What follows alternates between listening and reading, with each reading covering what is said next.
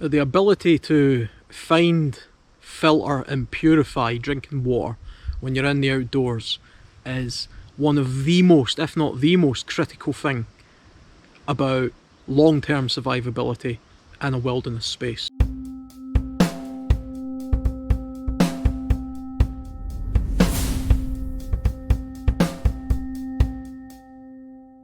Water filtration and water purification are not the same thing. Filtration of water is simply about removing large particulates from water in order to make it more drinkable. Purification is about neutralising viruses, chemicals, or other things that are contaminating the water source. Now, if you're moving to a place or you're in an environment where clean available drinking water isn't entirely to hand, water's quite a heavy item, so you can't always pack in all of the water that you require for however long it is you're going to be in the outdoors. I personally don't like to carry any more than a single day's worth of water, usually just a couple of litres. How much water you carry will depend on the environment you're in, where you're at and things like that. You're going to carry a lot more water if you're in a dry, arid, hot environment than what you would if you were in a more temperate environment. I've used several different kinds of filters over the years,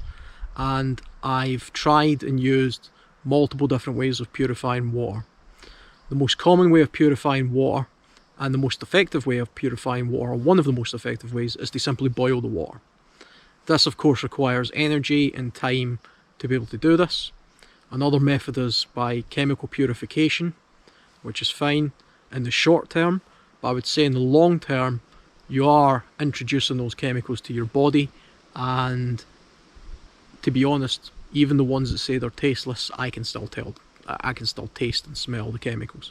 I've been using the Grail water system for quite a long time now, and it's excellent. Really easy to use as well. I should quickly also say that I'm not sponsored by them. Grail don't know who I am, and I don't get anything for talking about Grails. I'll leave a link, a little Amazon affiliate link, but you know, to be honest, I don't make anything from those either, or I never have. But the beauty of the Grail is it's not just a filter, it's also a water purification tool. It purifies the water as well as filters the water, and that's critical. And that is something that up until relatively recently in the outdoor space was something of a holy grail, if you will, of water purification, to have a sort of two-in-one system that was easy to use, effective and transportable. Purely from an aesthetics point of view, the Grail is by no means perfect. People will always have their own interpretation as to what is and isn't a good piece of kit based on how heavy it is, how big it is, how easy it is to use, how much it costs, all this kind of stuff. So I'll quickly tell you what cons I find with this for me are, and they're really probably only particular to me, but some people will also have the same issue. The first one being, it's actually kind of heavy. There's no water in this just now, and even empty, it's still a relatively heavy product. Now, it's not super heavy, but you know, you can certainly feel the weight of it. I just had to reposition myself there. I was getting blinded by the sun. So yeah, it's not the lightest of things, but it's not unbearably heavy. If you're the kind of person who snaps toothbrushes before you go on a hike, then something like this probably will irritate you a little bit, and then you might want to look at one of the lighter alternatives. The next thing is it's quite tall. It's taller than, you know, the standard water bottle or canteen, and for me that just makes it slightly more difficult to pack, especially if I'm using a hip bag, which I often do, where I have a water bottle on each side. The fact that this is a little bit taller can sometimes make it a little bit difficult for bags and things to sit evenly on top, but it's a very minor detail, to be honest. One of the next slight disadvantages, I would say, is that it's entirely made of plastic. You do get titanium ones now that are incredibly expensive, you know, a large titanium cup, etc. But And it's not really a massive disadvantage. I've always had it in my mind that if you're going to carry a water bottle, you should have the means to be able to use that water bottle to boil water. So I don't like plastic bottles. I've never liked plastic canteens or anything like that. I don't like plastic water carriers generally. But because this is also a purifier, it doesn't really matter too much, because one, I always have my metal canteen cup and container with me anyway, which I will transfer the purified water from this into that, and if I need to, I can still boil water with those items.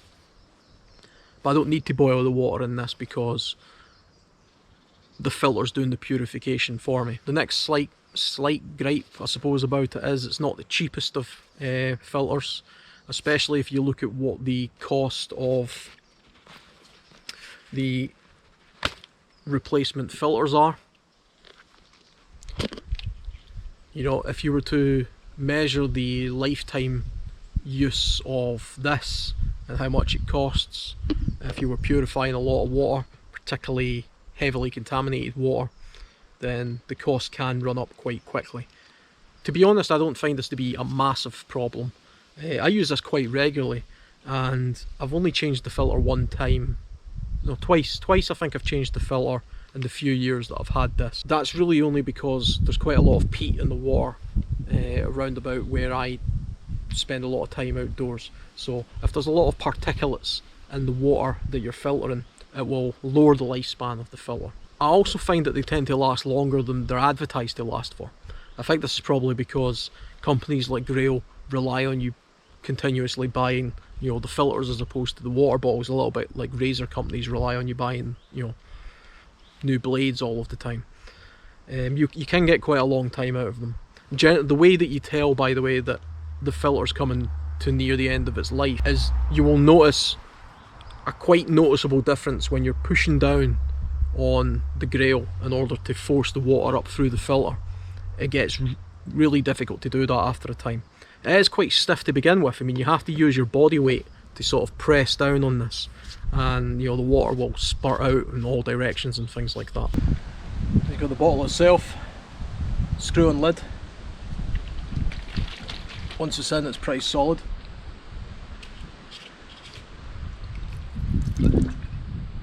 Drink of water.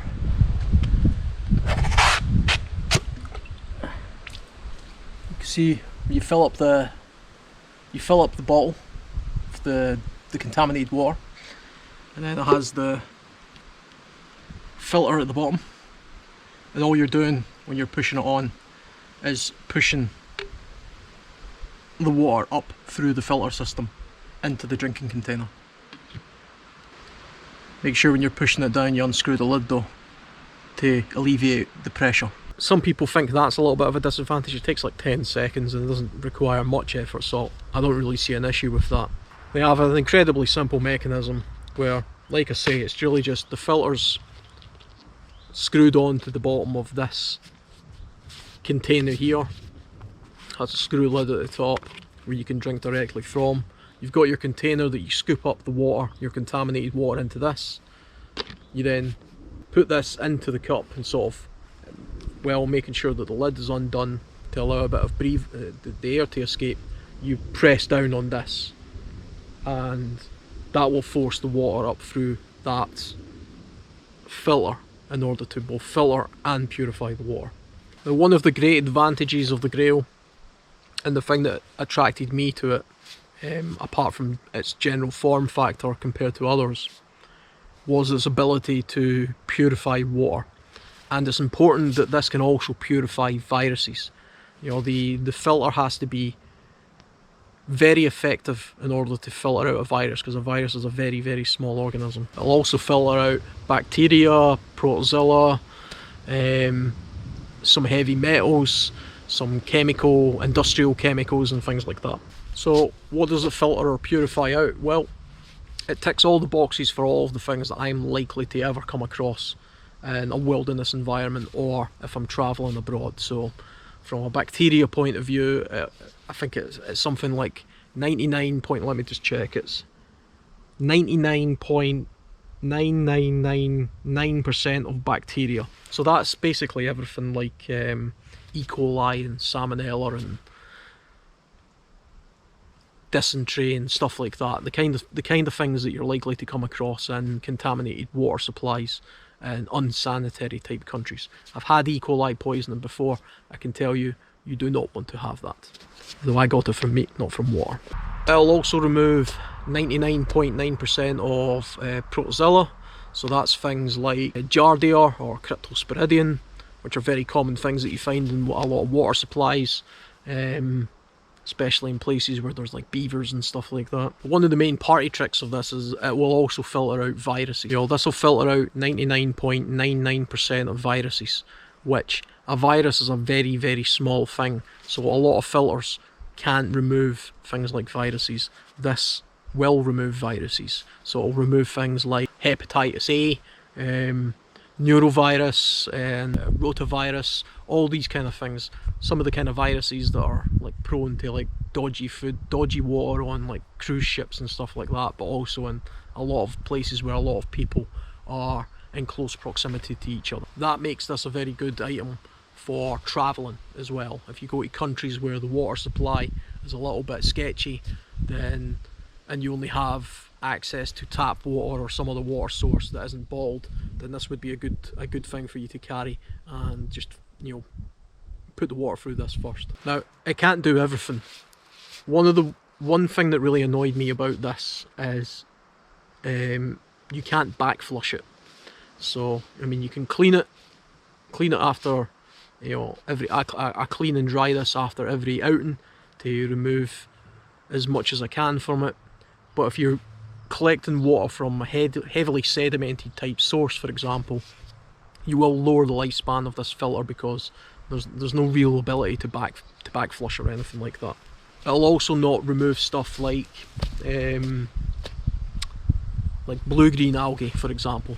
It tends to, you know, if you're trying to purify water that's contaminated with toxic blue-green algae, this won't be effective for something like that. I also wouldn't rely on it for something that was heavily contaminated from a industrial or toxic point of view. Now, it can remove heavy metals, lead and mercury and things like that, but it has limitations. So if you're in an environment that's had a severe toxic spill, for example, I wouldn't just go, you know, scooping up the water anyway in the full belief that this is going to remove all of that stuff. It will be effective enough for industrial chemicals that tend to come off farmland and things like that, as long as it's not a super high concentration. So trace amounts into the streams, into the waterways, which are the kind of things that I sometimes come in contact with, or I probably am coming in contact with.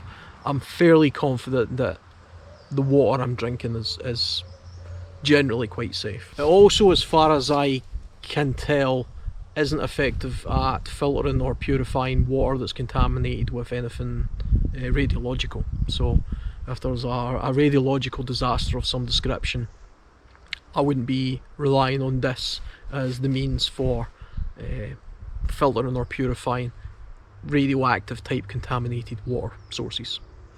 There are a couple of water bottles out there that claim to be able to do this, and I'll be looking at them in the future. So I'd be perfectly comfortable using the Grail and something like this, which is a small, we'd call this a burn here, but, you know, a small stream, a small runoff stream that's coming from down through the woodland, but beyond the woodland there are farmers' fields and things like that. So, you know, agricultural type chemicals that may have leached into this water and working its way down, I would still be relatively confident that the Grail could handle that kind of contaminant.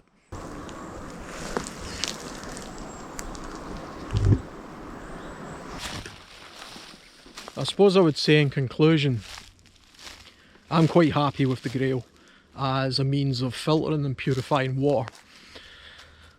I am aware of one or two other products out there that claim to purify everything the Grail can purify and a little bit more, such as radioactive type contaminants. But more importantly, there's a couple of products out there that have got slightly better form factors. So for that reason, I might take a look at what other things have to offer. But for some reason there seems to be a little bit of debate online about the effectiveness of Grails and how good they are, especially in being compared to things like soya squeeze and things like that, which have been around for years. But they're both very good systems. Personally, I don't really like the soya squeeze. It's a very effective water purifier and filter. It just doesn't really fit in with the kind of way I use equipment in the outdoors. But if I was hiking or something like that, if I was a through hiker, that would probably be the kind of product I'd be looking for, because it's a hell of a lot smaller and lighter. So I'll put a list of what Grail has on their website to the things that it can and can't remove in the description, and you can take a look for yourself. But it's one of the best ones out there for sure, and you know, I've had this one several years now.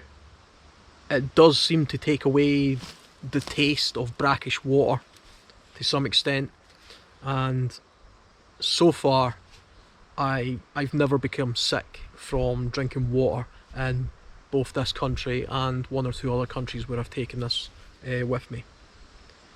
Typically, to be honest though, the chances of me getting sick from the water sources that I tend to drink from, especially in this country, are limited, but they're not zero. So I still always put my water through a purifier.